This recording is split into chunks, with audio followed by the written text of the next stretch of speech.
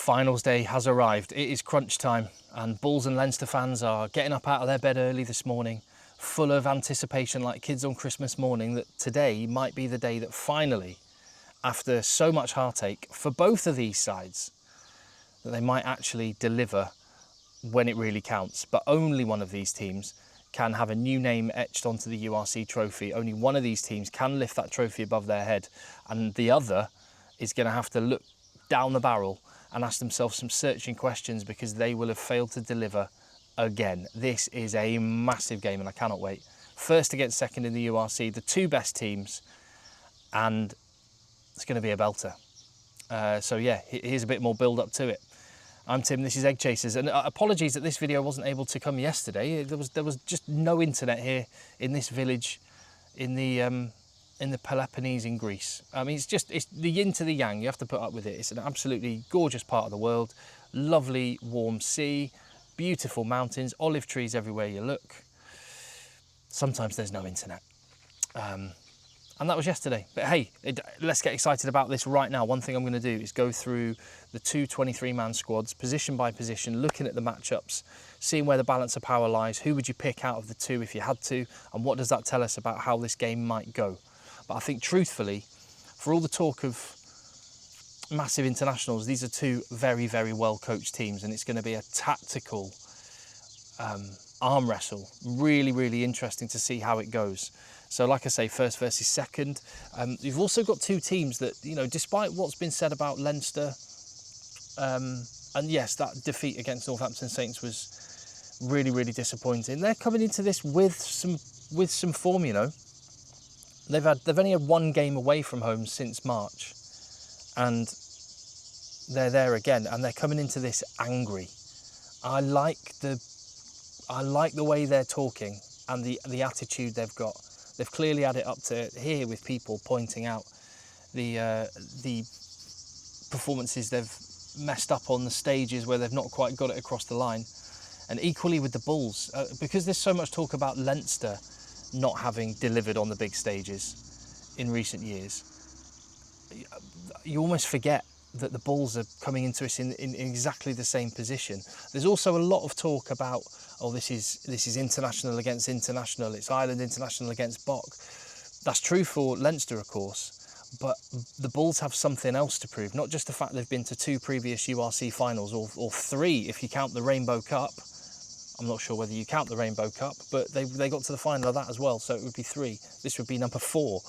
But not only have they got to those finals and they've got that to prove, I think there's an extra edge from the Bulls at the minute because a lot of their players are actually not the first cab off the rank for the box. They are the new breed that are coming through. I know Elric Lowe's not there, but he is one. The Sheriff is one of those guys that's starting to come through and into the Bok team. Johan Grobbelaar was in, now he's out. Wilco Lowe is trying to prove himself as the tight head prop. Ruan Nokia is not an automatic selection, but his stock is rising with the box. So I just think it adds an interesting dynamic. The fact that this is quite a young, promising team that could be around for a while. So we could be seeing this final again in the future. We will see. So firstly, let me just say again, I've said this before, I'll say it again.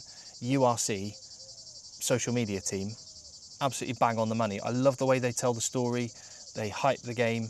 And you see it with the details of the stats, and when you're confronted with some of these stats, you realise just how similar these teams actually are in a lot of ways, and more so this year because under Jacques Nienaber, tactically, Leinster are playing less with the ball. They are wanting to kick more. I mean, a year ago, and this would have been the Bulls kicking and trying to press with a territorial power game, and Leinster running it back.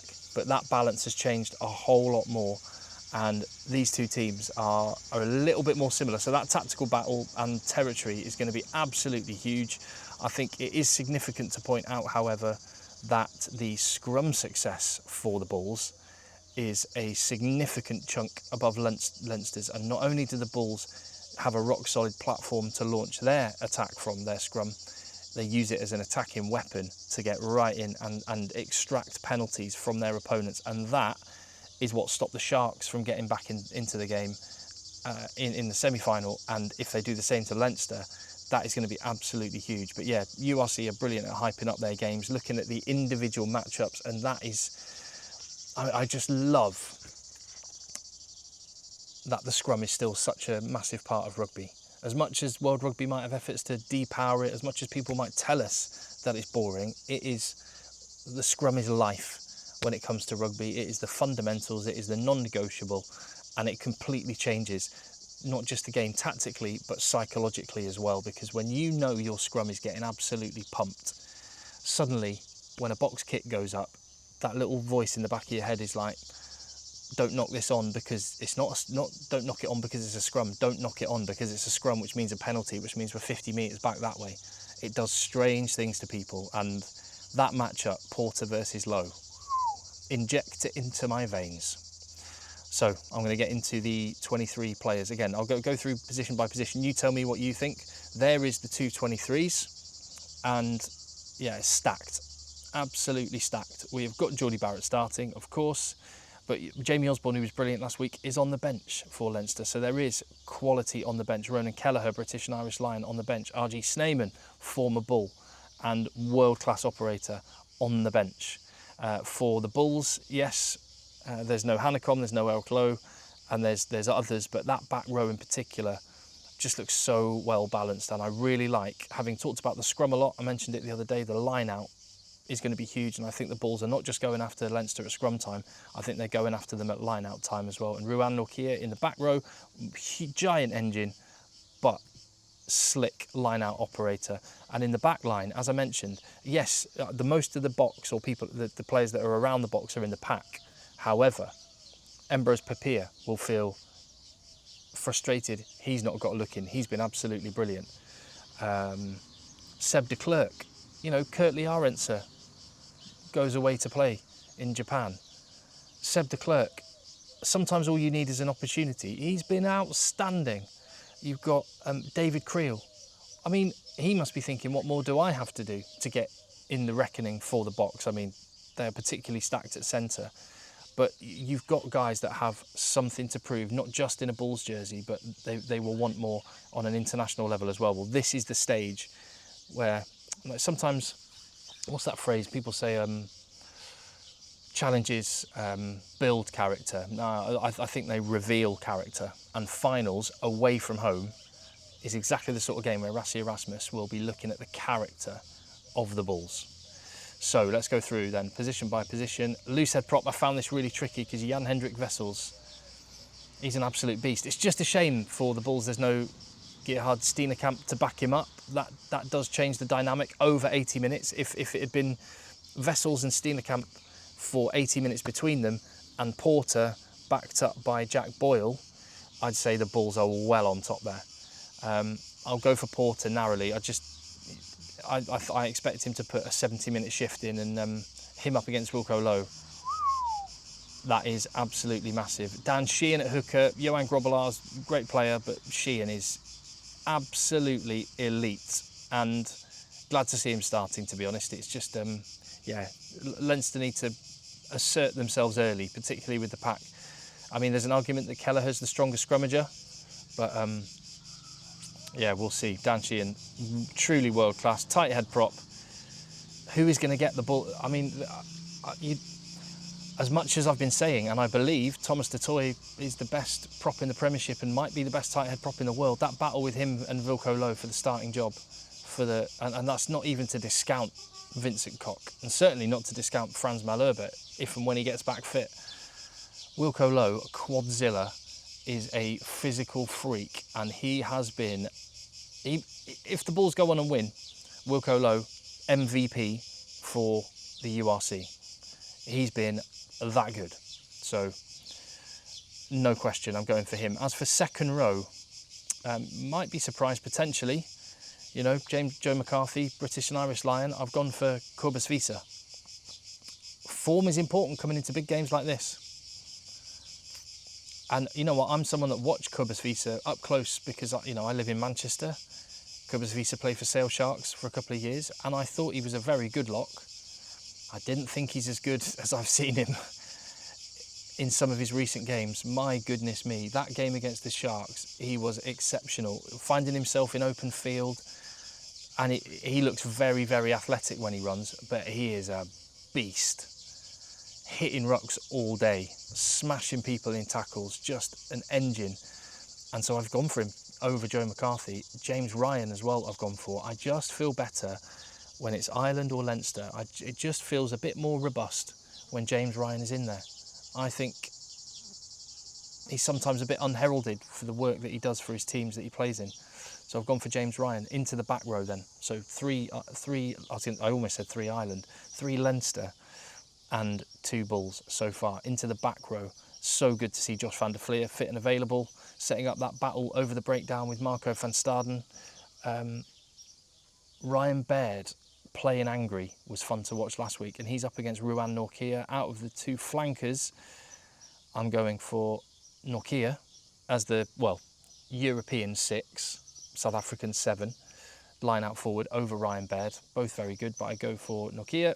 Leadership as well is important, and Josh van der Fleer coming back straight into the team. I go for him as well. He's got a massive job to do. Number 8's a tough one. Marcel Coetzee going to Leinster holds no fear for him. He's been there many times with Ulster before. Bulls have only been beaten by Scarlets away from home in the URC this season. They're not frightened. Just go for Jack Conan, but I'm expecting Coetzee to go beast mode today. So out of the pack, 5 and 3, but I don't think that tells the story, because the cohesion that there is with this Bulls pack in particular, I think they are better than the sum of their parts. Whether Leinster will be is another matter altogether. Backline, Jamison Gibson Park at 9. Ambrose Papier has been superb, and he was brilliant against the Sharks. I might have had him man of the match in that game. Sam Prendergast at 10. Tough season, and make no mistake, if you were the Bulls, and Jake White is a canny tactical operator, if you were the Bulls, you would be planning, you'd do it whoever the fly half was, just to soften them up, but even more so when it appears, and the evidence seems to back up, that Sam Prendergast may be vulnerable defensively. You can absolutely bet your bottom dollar that within the first 10 minutes, maybe the first line-out play, there will be probably a back rower running hard back on an angle at Sam Prendergast just to see what his mettle is, and that they are going to challenge him there. Equally, I imagine, I don't know, what way do you go? Do you just back Sam Prendergast to do his job, or do you find ways to hide that particular weakness?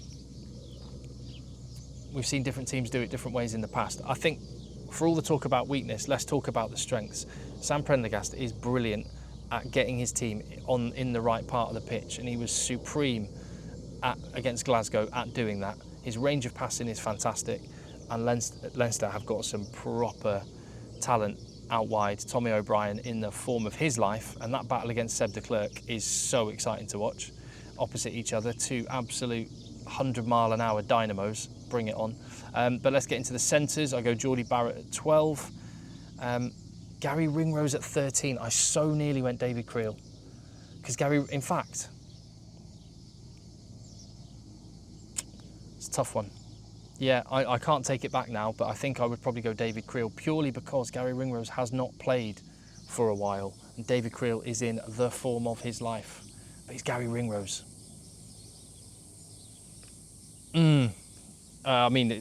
Barrett and Ringrose, elite pairing. Jamie Osborne was really good off the bench last week. Wing, James Lowe and Keenan Moody. Although, like I say, that battle's going to be really interesting.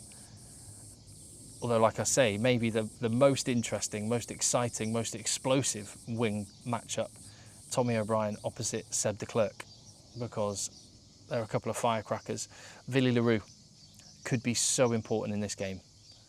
Game management, engineering opportunities, just that little spark that's needed to bust something open when it gets tight and tense, which I fully expect it to be. And I pretty much split them 50-50 on the bench. So I think that does tell a picture.